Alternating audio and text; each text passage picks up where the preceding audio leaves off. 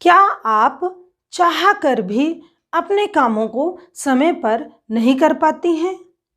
क्या थोड़े से काम में वृद्धि होने पर, बढ़ जाने पर आप अपने आप को असहज महसूस करती हैं और दूसरों से सहयोग की अपेक्षा करती हैं? क्या आप बहुत मेहनत करने के बाद भी अपने घर को सुव्यवस्थित करने में कठिनाई का अनुभव करती हैं? अगर आप इन सभी समस्याओं से पीड़ित हैं तो यह वीडियो आपके काम का हो सकता है। नमस्ते जी, मैं आर्या गीता देवांगन लगभग 10 वर्षों से सफल पारिवारिक जीवन विषय पर लोगों को मार्गदर्शन प्रदान कर रही हूँ। वर्तमान में श्रेष्ठ संतान निर्माण कला इस विषय पर रिसर्च के साथ साथ पुस्तक लेखन का कार्य भी कर रही हूँ। मित्रों, अथर्ववेद के चतुर्दश कांड के दूसरे सूक्त के 17वें मंत्र में एक शब्द आता है शग्मा।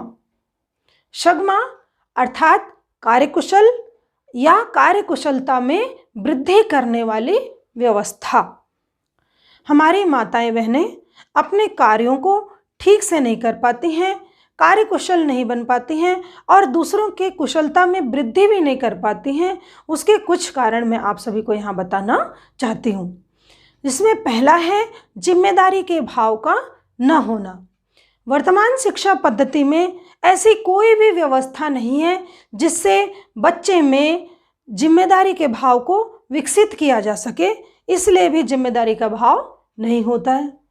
एक या दो संतान होने के कारण माता पिता, दादी दादा अपने बच्चों को अत्यधिक लाड़ प्यार से पालते पोसते हैं, जिसके कारण उनमें जिम्मेदारी का भाव डालना वो भूल जाते हैं। इस कारण भी वे अपनी जिम्मेदारियों को नहीं समझ पाते हैं। और अगला है, माता पिता उस दिशा में सोच ही नहीं पाते हैं कि हमारा यह बच्चा बड़ा होकर के अपने कार्य क्षेत्र में जाएगा तो उसको अनेक समस्याएं आएंगी। किसी के घर की बहू बनने पर भी उसको अनेक समस्याएं आ सकती हैं, अनेक प्रकार की जिम्मेदारियों का निर्वहन करना पड़ सकता है।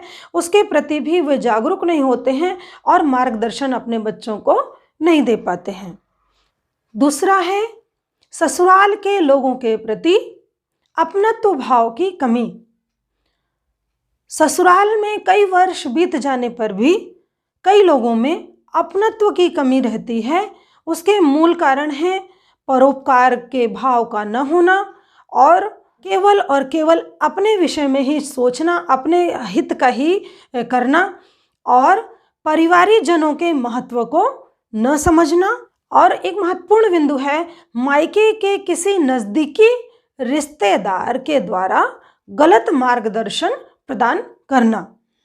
इन कारणों से भी सास, ससुर, ननद, देवर आदि के प्रति अपनत्व भाव में वृद्धि नहीं कर पाती हैं। अगला है समय प्रबंधन के महत्व को न समझना या उसकी जानकारी का न होना। बचपन से ही अनुशासन में न रहने के कारण या समय पर अपने कामों को न करने के कारण समय के महत्व को ठीक से नहीं समझ पाते हैं। काम को टालने की प्रवृत्ति के कारण भी समय का प्रबंधन ठीक से नहीं कर पाते हैं। और इसमें एक महत्वपूर्ण बिंदु भी है, आलस्य के कारण भी समय प्रबंधन को नहीं समझते हैं या नहीं जानना चाहते हैं। कार्यकुशल बनने से जो हमें रोकता है उसका चौथा कारण है सकारात्मक दृष्टिकोण की कमी। किसी पड़ोसी या रिश्तेदार के घर को और उनके जीवन को सुव्यवस्थित देख करके भी हम उनसे प्रेरणा ग्रहण नहीं कर पाते हैं कि हमें भी अपने घर को ऐसे ही सुव्यवस्थित रखना चाहिए और हमें भी ऐसे अपने जीवन को सुव्यवस्थित बनाना चाहिए। इन सभी कारणों से हम कार्यकुशल नहीं बन पाती हैं, कार्यकुशलता में वृद्धि करने वाली व्यवस्था भी नहीं बना पाती हैं। अगर आप इन सभी समस्याओं को, इन सभी कारणों को दूर करना चाहती हैं तो हमें 6 अ का पालन करना होगा। इन 6 अ का पालन करके हम कुशल गृहिणी और परिवारी जनों के कुशलता में वृद्धि करने वाली व्यवस्था को बनाने में सक्षम होंगे। इनमें पहला है अपना समझना।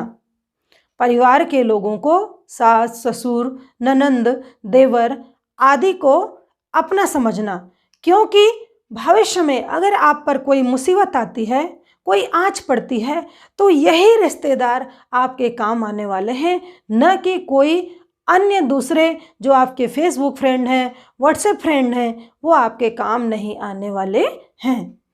अगला अ है अपना और परिवार का लाभ। हमें ऐसे काम करने चाहिए जिससे अपना स्वयं का भी लाभ हो और परिवार के लोगों का भी लाभ हो, अपनी भी उन्नति हो और दूसरों की उन्नति अर्थात परिवारीजनों की भी उन्नति हो। ऐसे कामों का चयन करना चाहिए। तीसरा अ है अपनी सहजता को न छोड़ना।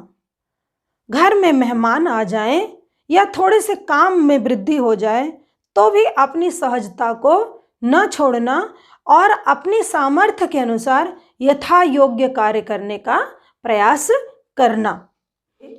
और अगला अ है अपने मायके में अपनी समस्याओं को साझा न करना। सामान्यतः होता क्या है, ससुराल में छोटी सी परेशानी आई नहीं कि आजकल फ़ोन के माध्यम से अपने मायके वालों को उसकी सूचना दे दी जाती है। इसका दुष्परिणाम यह होता है कि आपकी वो छोटी सी समस्या आपके परिवार के लिए एक बहुत बड़ी समस्या बन जाती है। तो हमें अपने मायके में अपनी समस्याओं को, अपनी छोटी छोटी समस्याओं को बताने से बचना चाहिए, उसको स्वयं ही सुलझाने का प्रयास करना चाहिए। और अगला अ है अपनी उन्नति हेतु प्रेरणा। अपने पड़ोसी रिश्तेदार के यहाँ जब भी आप जाएं तो उनके सुव्यवस्थित जीवन और गृह व्यवस्था को देख करके सीखें और उसे सीख करके अपने घर में भी उसे लागू करने का प्रयास करें। इससे भी आप कार्यकुशल बनेंगी और परिवारीजनों के कार्यकुशलता में भी वृद्धि कर पाएंगी। और अगला अ है अगले दिन की रूपरेखा बनाना। अगले दिन हम क्या करने वाले हैं उसकी सूची आपके पास लिखित रूप में पहले से ही होनी चाहिए। आप अ ब स करके 3 भागों में अपने आगामी दिन के कार्यक्रम को बांट लीजिए। अ में आप उन कामों को रखें जो आपके लिए अति आवश्यक हैं, जिसे आप छोड़ नहीं सकती। ब में आप उन कामों को रखें जो थोड़े कम जरूरी हों।